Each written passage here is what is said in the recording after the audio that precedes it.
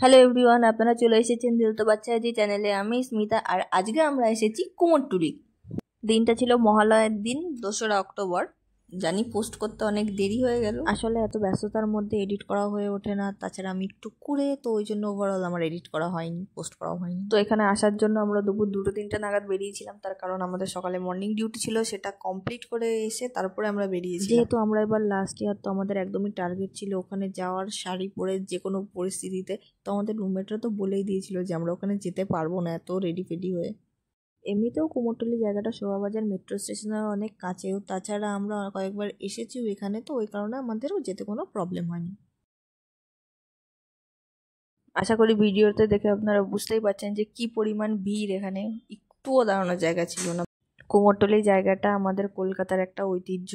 তো এখানে যেহেতু ঠাকুর বানানো হয়, তো ঠাকুরের সমস্ত ধরনের জিনিস এখানে পাওয়া যায়, সমস্ত ধরনের মানে দশকর্মার জিনিস সব কিছু এখানে পাওয়া যায়। এত সুন্দর হাতের কাজ, কতটা নিখুঁত ভাবে এগুলো করেছে, মানে দেখে মনে হচ্ছিল যে সবগুলো যেন তুলে নিয়ে আসি। প্রায় আধা ঘন্টা ধরে ঘোরার পর এই যে ঠাকুরের মুখ দর্শন করতে পারলাম একটু, কারণ চারিদিকে সব প্লাস্টিক দিয়ে ঢেকে দিয়েছে, কারণ যেহেতু বৃষ্টি হচ্ছিল, তো ওই কারণে যাতে ঠাকুর ভিজে না যায়, এই কারণে চারদিকে সব বন্ধ করে রেখে দিয়েছে, একদমই দেখাই যাচ্ছিল না। তো মাঝখানে আমরা একটা জায়গায় দাঁড়িয়ে ছবি তুললাম, ভিডিও করলাম। তো আমাকে যারা ইনস্টাগ্রামে ফলো করেন তারা জানেন আমি মাঝখানে আগেই ফটোগুলো আপলোড করে দিয়েছি।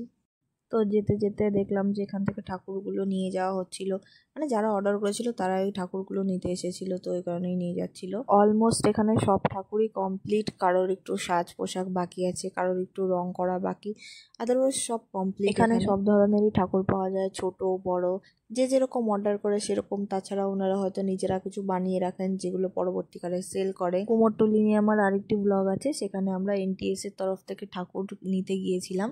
তো ওখানে আমরা অর্ডার করিনি, বাট ওখানে ইমিডিয়েট গিয়েই আমরা ঠাকুর নিয়ে এসেছিলাম। সেই ভিডিওটির লিঙ্কও এখানে দিয়ে দেবো, যদি আপনাদের ভালো লাগে আপনারা দেখে নিতে পারেন। ফাইনালি কুমোরটুলির একটু ভেতরে গিয়ে আমরা এরকম ঠাকুর দেখতে পেলাম। তো ওখানে গিয়ে আমরা একটু ছবি তুললাম, ভিডিও করলাম। তো এখানে পুরো বললাম যে কমপ্লিটই হয়ে গেছে, এত সুন্দর লাগছিল ঠাকুরগুলো দেখতে, মনে হচ্ছিল দাঁড়িয়ে যেন তাকিয়ে। আমাদের কুমোরটুলি ঘোরা প্রায় হয়ে গেছিলো, তো আমরা চলেই যাচ্ছিলাম। তখন বিকেল হয়ে গেছিল, কিন্তু ভিড় যেমন ছিল তেমনই আছে, ভিড় একটুও কমেনি জায়গাতে। আর এত গরম ছিল কি বলবো, আমাকে দেখেই বুঝতে পারছেন পুরো ঘেমে এনে অবস্থা খারাপ হয়ে গেছে আমার, কিন্তু তবুও স্টাইল মারনা তো বানতা হয় না।